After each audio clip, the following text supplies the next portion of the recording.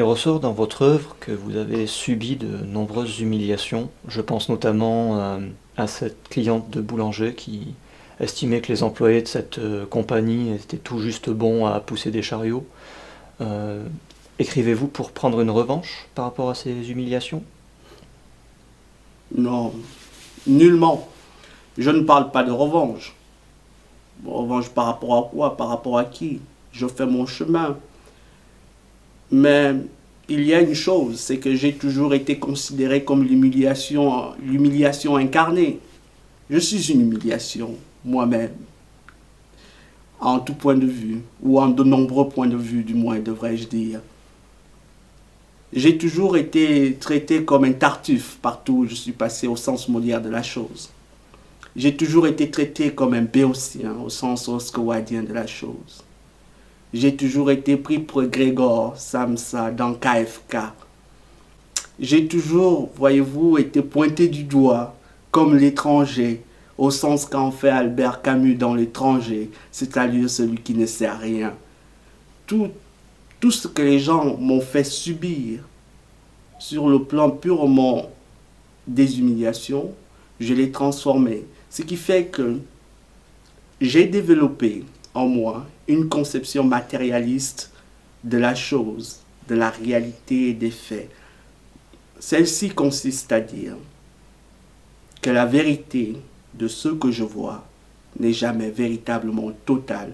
J'ai appris à regarder l'autre avec une forme de réserve, parce que je sais qu'on n'apparaît pas comme on est en société, sinon on viendrait tout nu en société. On vient en société habillé, on vient maquillé, parce que l'humain ne se présente jamais tel qu'il est. Et je pense que bon nombre d'entre nous, plutôt que d'avoir un jugement facile, devraient prendre le soin d'avoir des conceptions matérialistes de la chose et finalement de regarder l'autre avec une forme de réserve.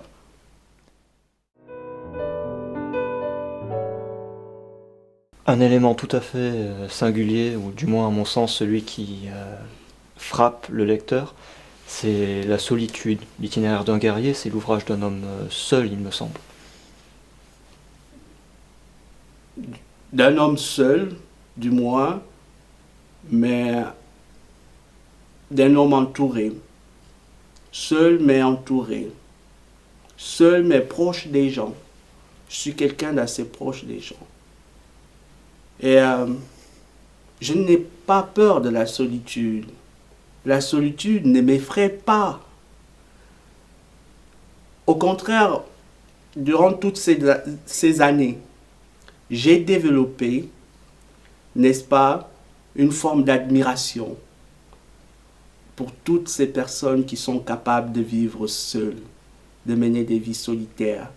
Je pense à Salinger, je pense à Emily Dickinson, cette femme extraordinaire qui vivait seule à la fois dans son cœur et dans sa vie.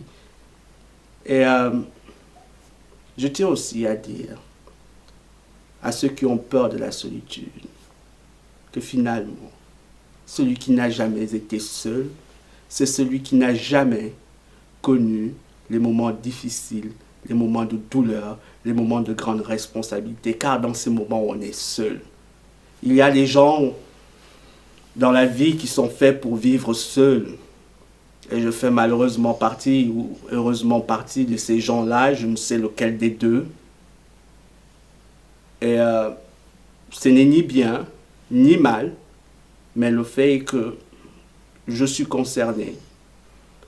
Et je suis concerné d'autant plus que je passe ma vie à prendre des chemins difficiles, des chemins qui demandent une forte concentration en qualité de responsabilité, de décision. Ce qui me pousse finalement à mener une existence d'une grande solitude et je reste, comme le disait André Malraux, je suis solitaire comme un loup éloquent.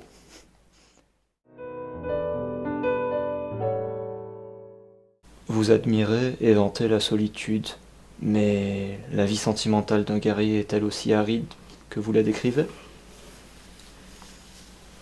Ma vie sentimentale est une chose sans importance. Je ne pense pas que le lecteur soit réellement attiré par ma vie sentimentale. Je pense que, plus que tout, ce qui intéresse mon lecteur, c'est de savoir si mes axiomes résonnent, si mes postulats font sens. Je ne pense pas qu'il éprouve une envie, un besoin d'aborder ma vie privée. Et puis, je vous dirai les choses très simplement. Ma vie privée, ma famille, sont les deux entités auxquelles je n'y touche pas.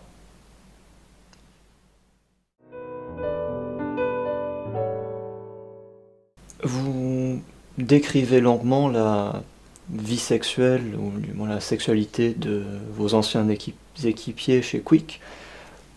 Vous pouvez peut-être nous parler de la vôtre, ce serait de bonne guerre, il me semble. Je vois votre insistance. C'est mesquin, monsieur. Je vois votre insistance. Je sais bien qu'on est tous maintenant condamnés à jouir. Depuis l'invention du Viagra, même les vieilles personnes n'y échappent plus. Hein. Elles doivent, elles aussi, s'adonner à la chose sexuelle, peu importe leur âge très avancé. Elles doivent, elles aussi, se soumettre à l'idée commune. Elles doivent, elles aussi, baiser le babouin. Et sinon, elles sont coupables. Mais respectez ce que je vous ai dit, restons-en là.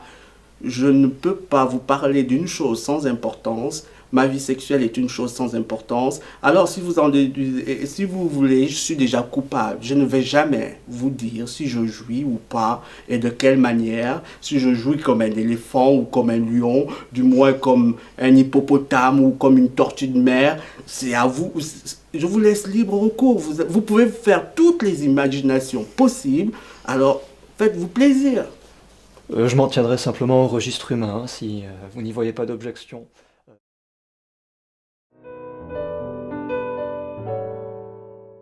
Je voudrais revenir sur cette distinction et ce petit jeu de mots que vous faites dans votre ouvrage, celle du compagnon et du con qui accompagne. Alors, êtes-vous plus proche de l'étymologie d'origine? Êtes-vous un con qui accompagne, un véritable compagnon? De quel côté vous placez-vous? Je vois bien que le sujet vous... Me taraude, oui. Oui, je vois bien, mais si vous voulez, je vais vous satisfaire. Il n'y a pas très longtemps de ça, un ami m'a fait part d'une idée pour briser la solitude dans laquelle je vis. Il m'a présenté à quelqu'un ou à quelque chose, d'ailleurs je ne sais comment le dire. Il m'a fait la proposition de demander la main, pour ainsi dire la patte, de son chien. La patte de son chien. Oui, la patte. Ce genre de relations intergenres qui font de pair avec l'évolution des mœurs et l'évolution de la société. J'ai trouvé que l'idée était bonne et que je pouvais, moi, l'amener à son terme. Alors, de fait, j'ai fait la proposition à ce chien. J'ai demandé à marier ce chien. Et à l'heure qu'il est, il tarde à me donner sa réponse. Il est toujours en pleine réflexion. Je ne sais pas ce qui ne va pas de son côté. Peut-être que la réponse finira par arriver. Et au moment où nous en sommes, au moment où l'on parle, ce chien prend en ce moment des cours de dialectique, de phonétique et de langage. Parce que, voyez-vous, les autorités ont émis un seul bémol. C'est celui de faire en sorte que le oui du chien puisse être un oui d'humain et non pas des aboiements de chien. Alors, pour nous marier dans une mairie conventionnelle, il va de soi que le chien devrait émettre un oui audible. Et nous attendons. Je suis toujours en train de guetter mon téléphone. Peut-être que je recevrai le texto qui finalement m'annoncera la plus belle des nouvelles, c'est-à-dire que le jour du mariage, parce que tout est fin prêt, le maire est au courant de notre union à venir, mes amis sont au courant, on n'attend plus que faire la fête. Tous mes vœux de bonheur, si votre projet aboutit, vous nous en parlerez en tout cas plus souvent ou plus longuement dans votre prochain livre ou vos prochains écrits. Oui, Oui, on pourra en parler dans mon prochain livre. Parce que voyez-vous, il va se poser tout un tas de questions. La question de savoir comment allons-nous faire un enfant, qui Un le enf- portera, lui ou moi. Un enfant mi-humain, mi-chien. Ben, moi, je pense que celui qui le portera, c'est finalement lui plutôt que moi, parce que je n'ai pas d'utérus. Je pense qu'il est plus facile de transplanter l'utérus à un chien qu'à moi, l'humain. Donc, de fait, je pense finalement que nous ferons un enfant qui naîtra de ce chien et nous l'appellerons Conchita.